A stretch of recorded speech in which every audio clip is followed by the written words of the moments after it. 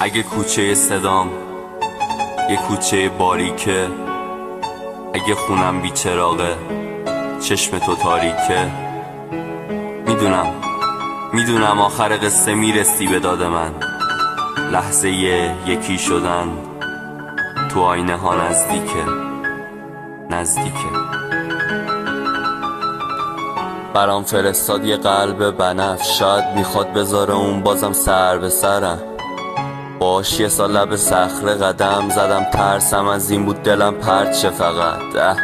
الان با رفیقاش دم ساحل، پیناکلادا تو دستش و شبش کامله.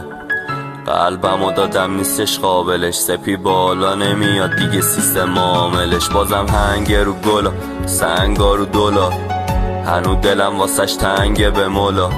خواستم ببخشمش هر جوری نشد، حالم انگاری بعدش دیگه معمولی نشد.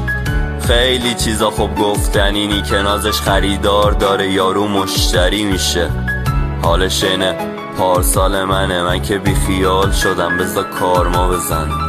حس میکنم دریای حرفم وقتی رو بروم هست فردای بدتر. رفتم روی برفای جنگل دراز کشم چون درد داره قلبم. فهمیدم من ارباب جنگم، دنیا مرده مثل ترسای قبلا. بذار بمیرم و افسانه ترشم، بذارم بفهمن درد داره قلبم. من از خودم احترام میخوام، هنوز دارم به اشتباه نیاز. رفتارم مثل جانیاس، دنیا زشت من دل به بازیاش بستم. با من بازی کن بدبخت، با من آشتی کن دربم. منم گاهی خوشخندم، نباید باشم چون توش کردم. پشت در من زخ کردم چون تیغ دادم هر کس. امید ساختم کرکس، کلی داشتم مصرف. گفتی خوب شدم دوید بازم مقصد. هی رفتم از بوی دهنم به تشخیص ماریان. علی دیگه مستیس ماریان، دلم یه زندگی میخواد با جاده این بچه توی بطری افسیس ماریان.